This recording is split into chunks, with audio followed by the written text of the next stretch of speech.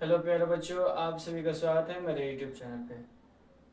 कल मैंने बायोलॉजी का जो 8वां चैप्टर है ह्यूमन हेल्थ एंड डिजीज मैंने स्टार्ट किया है।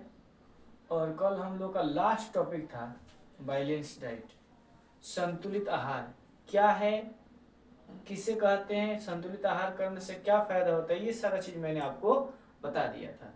ठीक है।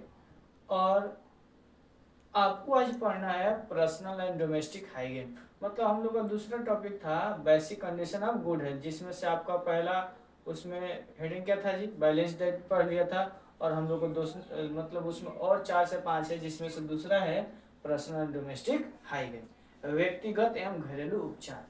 तो आज हम लोग इसका पूरा कंप्लीट कर देंगे। जो basic condition of good health है उसको कंप्लीट करेंगे और डिजीज स्टार्ट करेंगे, यानी बीमारी को स्टार्ट करेंगे। तो चलिए, हम लोग ज़्यादा टाइम लेते नहीं हैं और अपने वीडियो क्या करते हैं, स्टार्ट करते हैं। इससे पहले हम आपको एक और बात बता दें जो आपके एग्जाम के लिए काफ़ी ज़्यादा इंपॉर्टेंट है। आज से पर डे शाम को 5 से 6 बजे के बीच में बायोलॉजी का एक चैप्टर से लेकर 16 चैप्टर तक जितना एग्जाम आपका हो गया है 2009 से लेकर 2024 तक या 25 तक जो आपका एग्जाम हुआ है, उससे हर एक एक चैप्टर में जो जो क्वेश्चन पूछा है ऑब्जेक्टिव और सब्जेक्टिव, सबका वीडियो आज से अपलोड करने वाला हूँ। और आप उस वीडियो को देखिए, क्योंकि आपको भी पता है कि क्वेश्चन बैंक कितना इम्पोर्टेंट है। क्वेश्चन बैंक में मतलब जितना भी एग्जाम में क्वेश्चन में पूछा हुआ है, एग्जाम क्वेश्चन के रूप में पूछा हुआ है, एक चैप्टर 16 चैप्टर, एक एक चैप्टर का हम बताएंगे। एक चैप्टर में 2 दिन, फिर दूसरे चैप्टर में 2 दिन, ऐसे टाइम लगेगा। और पूरा जितना है सारा डील मैं कराऊंगा, पूरा अपने भाषा में आपको लिख कर बताऊंगा, समझाऊंगा। और अगर आप उसे पीडीएफ के रूप में नोट कर लेते हैं, बना लेते हैं और उसको देख कर समझ लेते हैं, तो आप समझिए कि आपका एग्जाम बहुत बढ़िया से जाएगा। ठीक है। तो चलिए हम लोग अपने टॉपिक को स्टार्ट करते हैं। देखिए, हम लोग का टॉपिक है, अगर बात की जाए तो पर्सनल एंड डोमेस्टिक हाइजीन। पहला हम लोग का पर्सनल एंड डोमेस्टिक हाइजीन, तो इसको हिंदी में लिखे हैं व्यक्तिगत एवं घरेलू उपचार। तो आप अभी बोर्ड पर मत देखिए क्या लिखा हुआ है, हमारी बातों को समझिए। तो अगर बात किया जाए किसी भी व्यक्ति को स्वस्थ रहने के लिए, ये दूसरा मूल शर्त है। पर इसमें आपको करना क्या है कि प्रत्येक व्यक्ति को रोजाना स्नान करना है, कपड़ा साफ सुथरा पहनना चाहिए, भोजन को ढक कर रखनी चाहिए। इसके अलावा अगर बात की जाए तो घर हवादार होनी चाहिए। इसके अलावा अगर बात की जाए तो अगला बता सकते हैं, घर के आसपास जल जमाव नहीं होनी चाहिए। प्रत्येक एक सप्ताह में 2 से 3 बार बेडशीट बदलनी चाहिए। अगला आप बता सकते हैं कि रोजाना ब्रश करनी चाहिए।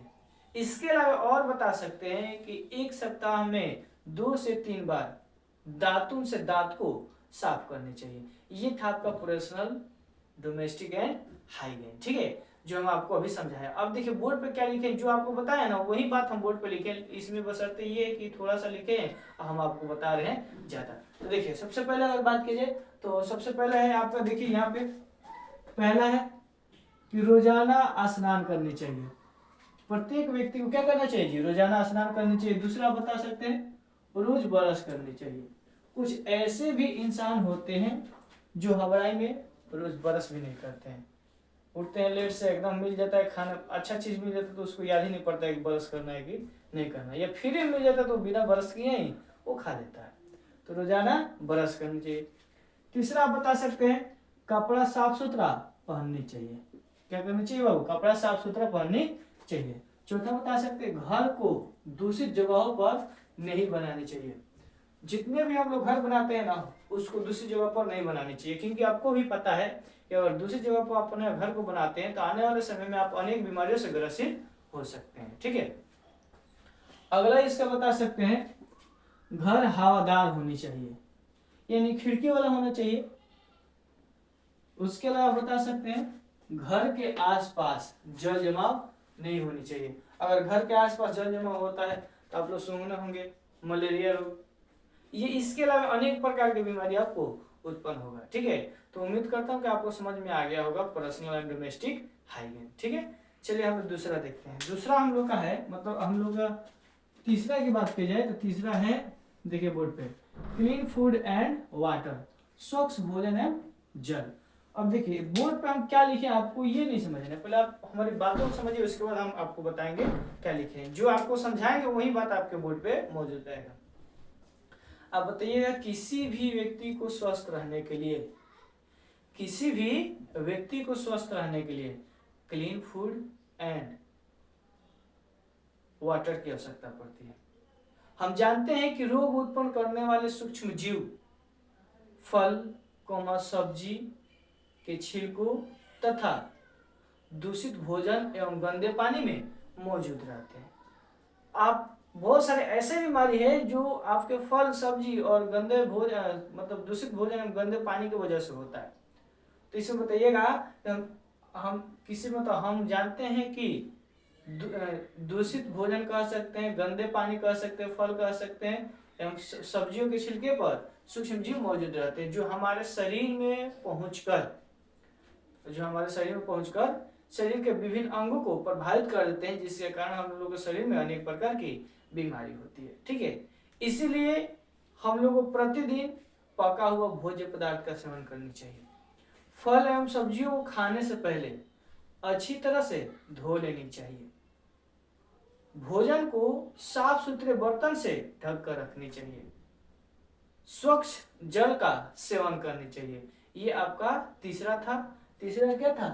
क्लीन फूड एंड वाटर, स्वच्छ भोजन एवं जल। आज जितना बात आपको पता है ना, सब लिखे हुए हैं, बशर्ते इसमें थोड़ा सा लिखे हम आपको बता रहे ज्यादा। ठीक है, तो देखिए अब क्या क्या लिखा गया समझिए। तो लिखा गया है, बोर्ड पर ध्यान दीजिए। हम जानते हैं कि रोग उत्पन्न करने वाले सूक्ष्म जीव, हम जानते हैं कि रोग उत्पन्न करने वाले सूक्ष्म जीव फल, सब्जियों के छिलके के ऊपर, दूषित भोजन एवं गंदे पानी में मौजूद रहते हैं। जितने भी सूक्ष्म जीव होते हैं जो रोग उत्पन्न करते हैं, देखा जाए तो फल, सब्जी के छिलके, दूषित भोजन एवं गंदे पानी में मौजूद होते हैं। इसलिए पका हुआ भोजन को अच्छी तरह से ढककर रखनी चाहिए।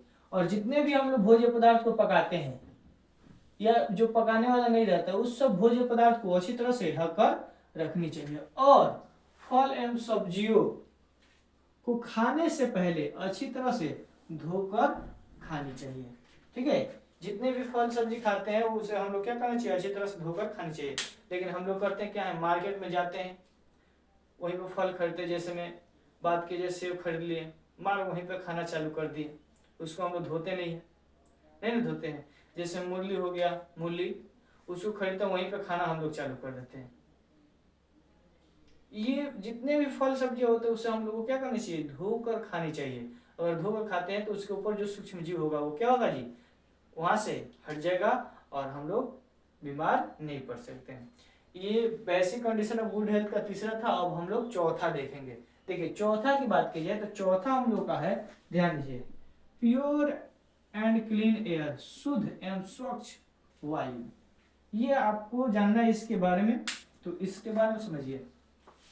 बताइएगा, किसी भी व्यक्ति को स्वस्थ रहने के लिए प्योर एंड क्लीन एयर की आवश्यकता पड़ती है। हम जानते हैं कि रोग उत्पन्न करने वाले सूक्ष्म जीव वायु में मौजूद रहते हैं।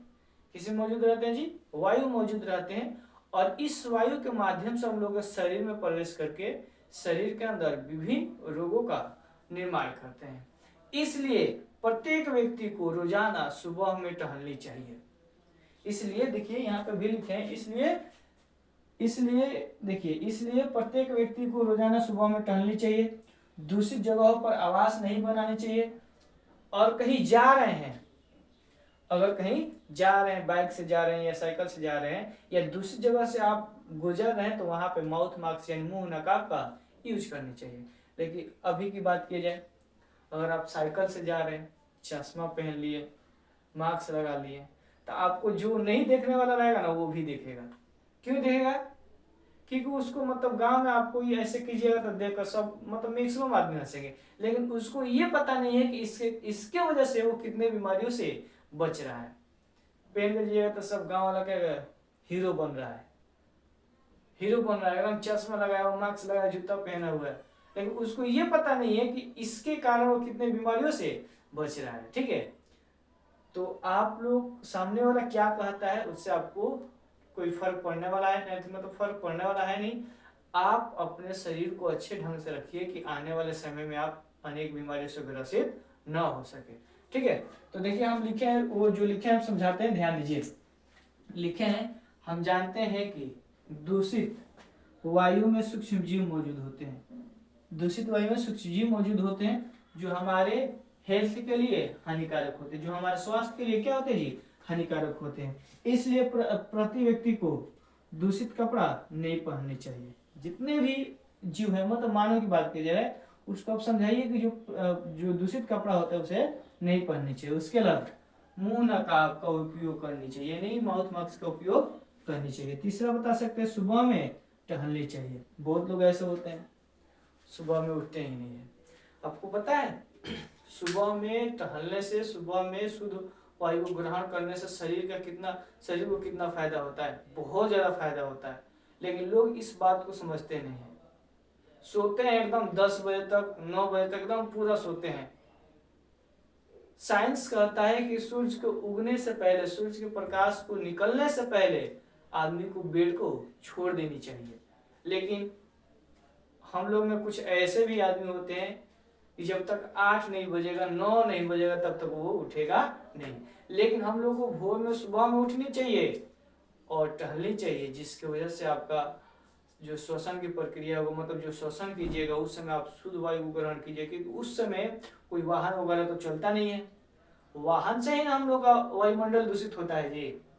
और उस समय आप लीजिएगा तो जो ग्रहण कीजिएगा वायु को, क्या होगा जी, शुद्ध होगा। ठीक है, तो उम्मीद करता हूँ कि यहाँ तक आप लोगों को समझ में आ गया है। और इसमें बच गया 2, एक्सरसाइज एंड रिलैक्सेशन और एजुकेशनल, जो हम अभी आपको बताते हैं। ठीक है, अब हम लोग का टॉपिक है एक्सरसाइज एंड रिलैक्सेशन, व्यायाम एवं विश्राम। किसी भी व्यक्ति को स्वस्थ रहने के लिए एक्सरसाइज और रिलैक्सेशन की आवश्यकता पड़ती है। एक्सरसाइज करने से हम लोग का जो शरीर होता है पूर्ण रूप से स्वस्थ रहता है।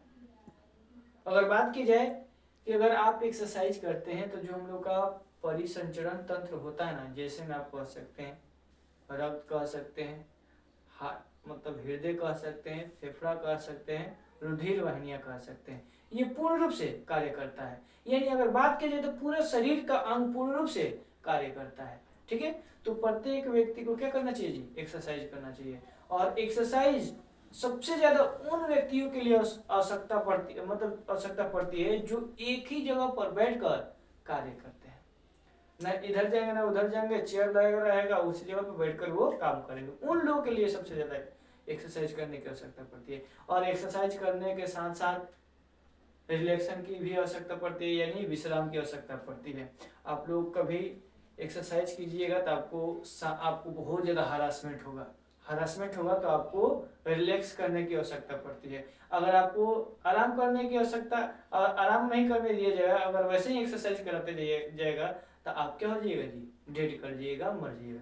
तो एक्सरसाइज के साथ साथ विश्राम भी जरूरी होती है। तो चलिए क्या लिखे हम आपको पढ़कर बताते हैं। तो अगर बात की जाए तो लिखे हम, आपको ध्यान दीजिएगा, किसी भी व्यक्ति को हेल्थ यानी स्वस्थ रहने के लिए एक्सरसाइज एंड रिलैक्सेशन की आवश्यकता पड़ती है। ठीक है, उसके बाद लिखे हैं एक्सरसाइज करने से बॉडी हेल्थ रहता है। क्या रहता है जी, जो शरीर रहता है वो स्वस्थ रहता है। साथ ही साथ परिसंचरण तंत्र जैसे रक्त, हृदय, रुधिर, नलिका, फेफड़ा etc पूर्ण रूप से कार्य करते हैं। क्या करते हैं जी, पूर्ण रूप से कार्य करते हैं। इसके साथ साथ आपको क्या करना चाहिए जी, एक्सरसाइज के साथ साथ क्या करना चाहिए जी, विश्राम की आवश्यकता भी पड़ती है। अब ये नहीं कि आप कोई भी काम पूरा लगातार करते चले जाते हैं, पूरा दिन भर करते रहिएगा तो पता चलेगा कि आप मर जाइएगा। उसके साथ साथ आपको विश्राम की भी आवश्यकता पड़ती है। ठीक है, तो ये था 5वां। और छठा है एडिकेशन यानी लत या आदत। ये सबसे इंपॉर्टेंट है। अगर आप 5 चीज से आप परहेज कर लेते हैं, 5 जो आपको बताए हैं, अगर उसको आप देख लेते हैं, बढ़िया से उसको करते हैं, और छठा वाला आप इस पर ध्यान नहीं देते हैं, तो तो आप कभी स्वस्थ नहीं रह पाइए। किसी भी व्यक्ति को स्वस्थ रहने के लिए लत छोड़ना अति आवश्यक होती है। अगर लत की बात की जाए तो सबसे पहले हम लोग का ध्यान जाता है धूम्रपान। धूम्रपान जैसे में अगर बात की जाए, गुटखा हो जाएगा, खैनी हो जाएगा, सिगरेट हो जाएगा, पान हो जाएगा, चरस हो जाएगा, अफीम हो जाएगा, हीरोइन हो जाएगा, गांजा हो जाएगा, विस्की हो जाएगा, ब्रांडी हो जाएगा, अल्कोहल हो जाएगा, रम हो जाएगा, ये सब क्या है जी? नशीले पदार्थ है। और इसका सेवन करने से हम लोग अनेक बीमारियों से ग्रसित होते हैं। देखिएगा, एक हम आपको बात बता रहे हैं, जितना बेकार चीज रहता है ना, जितना बेकार चीज सभी व्यक्ति को बहुत अच्छा लगता है, और जितना अच्छा चीज रहता है वो सभी आदमी को अच्छा नहीं लगता है। जैसे में अगर बात की जाए, जो शराब वाला है सब, उसको दारू दीजिएगा तो खूब पिएगा, खूब पिएगा। अगर वहीं आप करेला का जूस दे दीजिएगा तो वो सब नहीं पिएगा, कहेगा इससे क्या होगा। लेकिन आपको भी पता है, हमको भी पता है, सबको पता है कि करेला का जूस पीने से सेहत क्या होती है, काफी ज्यादा स्वस्थ रहती है, और दारू पीने से सेहत क्या होती है, खराब होती है। तो जितने खराब पदार्थ होते हैं उस पदार्थ का उपयोग ज्यादा होता है, और जितने अच्छे पदार्थ होते हैं उस पदार्थ का उपयोग ज्यादा नहीं होता है। अगर इन चीजों से हम लोग परहेज कर देते हैं तो आने वाले समय में आप किसी भी बीमारी से ग्रसित नहीं हो सकते हैं। आप लोग नाम सुने होंगे ड्रग्स और हीरोइन। हीरोइन और ड्रग्स इतना खराब चीज है। देखिए, पहले, आज से कुछ वर्षों पहले की बात बता रहे हैं, जो ड्रग्स था ना, इसका उपयोग, जो ड्रग्स था इसका उपयोग पहले दवा के रूप में किया जाता था।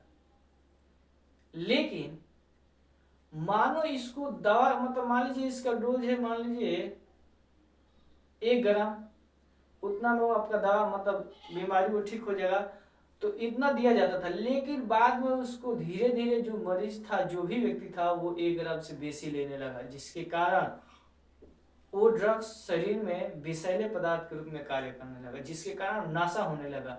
और एक ऐसा समय आया अभी की डेट में कि ड्रग्स का सेवन, जो भी ड्रग्स का सेवन करता है अगर पकड़े जाता है तो उसकी खैर नहीं है। लेकिन देखा जाए तो ड्रग्स पहले दवा के रूप में उपयोग किया जाता था, लेकिन अभी के डेट में उसे नशीले पदार्थ के रूप में सेवन किया जाता है। जैसे में हीरोइन की बात की जाए, हीरोइन आपको पिया दिया जाएगा ना, तो आप अकेले 10, जब तक इस शरीर में आपका हीरोइन रहेगा ना, आपके अंदर इतना ताकत होगा कि अकेले 10 आदमी को मार दीजिएगा। लेकिन जैसे हीरोइन की, जो आपके शरीर में हीरोइन है, जैसे उसकी प्रभाव कम होगा तो आप खुद से एक चींटी को नहीं मार सकते। आपके शरीर को इतना वीक कर देता है।